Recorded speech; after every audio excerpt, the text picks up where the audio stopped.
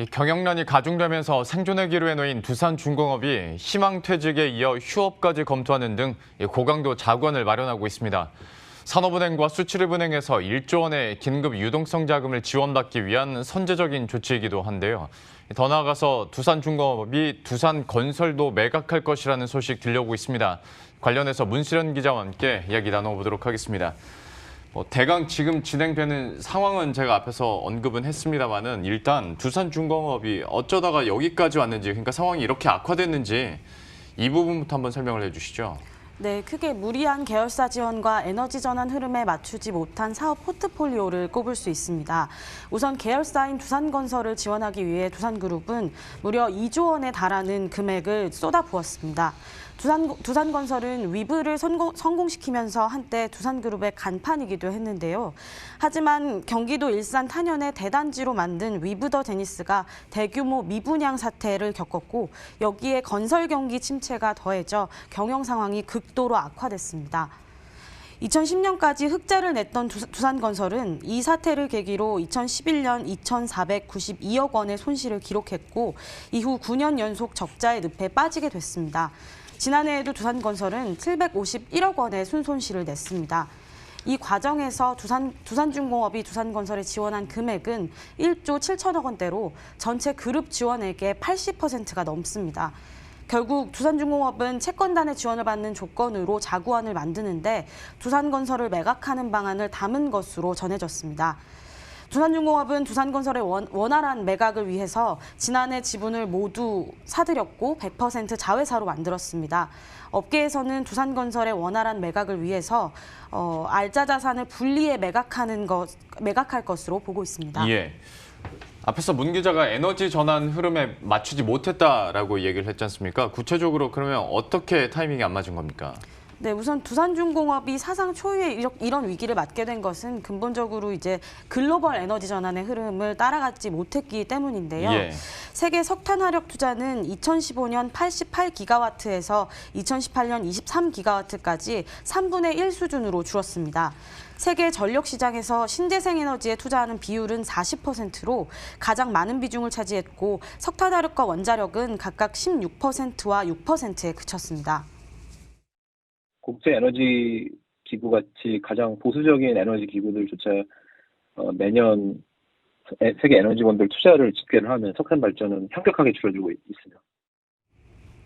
네, 하지만 두산중공업 수주 물량의 86%는 여전히 해외 석탄 발전에 의존하고 있습니다.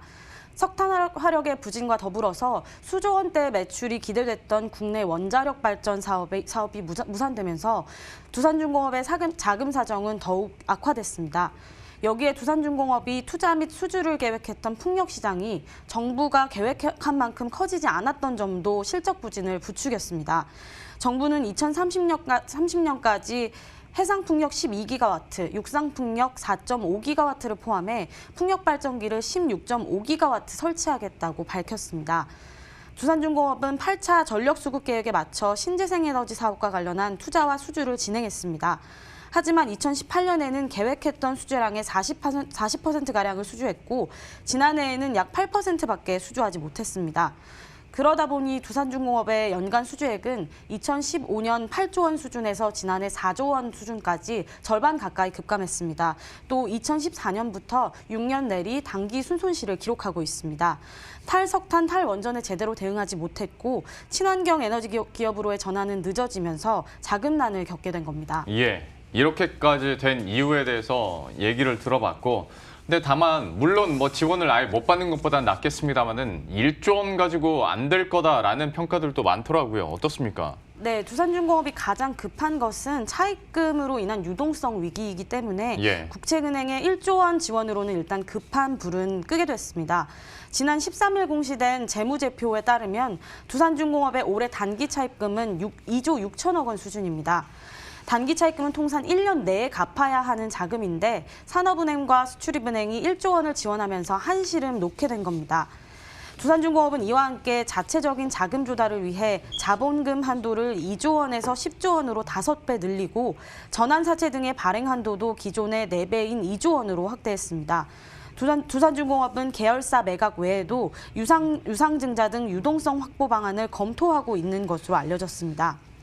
여기에 두산중공업이 위기를 딛고 자생할 수 있으려면 사업 포트폴리오 개선 또한 시급합니다. 두산중공업은 석탄, 화력 같은 점차 쇠퇴하고 있는 사업의 비중을 줄이고 친환경 에너지 사업을 강화할 계획입니다. 최영희 두산중공업 대표이사는 지난달 30일 열린 주주총회에서 2023년까지 신사업 비중을 50%까지 확대하는 내용을 담은 중장기 수주 포트폴리오를 수립했다면서 신사업 확대 의지를 내비치기도 했습니다. 예. 마지막으로 두산중공업의 앞으로 향후 계획 좀 짧게 정리해 주시죠. 네, 두산중공업은 이제 희망퇴직하고 휴업, 그리고 사업 구조조정 등 뼈를 깎는 자구 노력을 하겠다는 입장입니다. 두산중공업은 정부 지원에 부응하기 위해서 차입금 1조 원을 빠른 시일 내로 갚고 친환경 사업 속도를 높여서 재무 성과로 이어질 수 있도록 하겠다는 방침인데요. 두산중공업은 올해 상반기 발표될 것으로 예상되는 9차 전력 수급 기본 계획과 지난해 개정된 발전소 주변 지역 지원에 관한 법률을 계기로 풍력과 가스터빈 시장이 빠르게 확대될 것으로 기대하고 있습니다. 특히 올해 상반기 발표될 9차 전력 수급 계획에서 LNG 발전소가 늘어날 것으로 예상되면서 두산중공업이 국산화한 가스터빈이 수익을 거둘 수 있을 것으로 예상하고 있습니다. 또 장기적으로는 지속적으로 증가할 예정인 해외 LNG 발전 시장에 진출 효과도 나타날 수 있을 것으로 내다보고 있습니다. 여기에 주민 반대나 각종 규제 때문에 정부 계획보다 좀 더디게 성장했던 풍력 시장에도 정부의 적절한 지원이 병행된다면 두산중공업의 수주와 매출 확대에 기여할 수 있을 것으로 보입니다. 풍력발전소는 통상 100메가와트당 수주액이 5천억 정도 규모인데 정부가 2030년까지 설치하겠다고 밝힌 해상풍력 12기가와트가 설치되면 총 60조의 해상풍력 시장이 열리기 때문입니다. 두산중공업은 풍력터빈을 생산하는 국내 유일의 대기업이기 때문에 정부의 적절한 재생에너지 지원 대책이 있다면 회생의 기회를 얻을 수 있을 것으로 예상됩니다. 예. 지금까지 문수련 기자와 함께했습니다. 잘 들었습니다.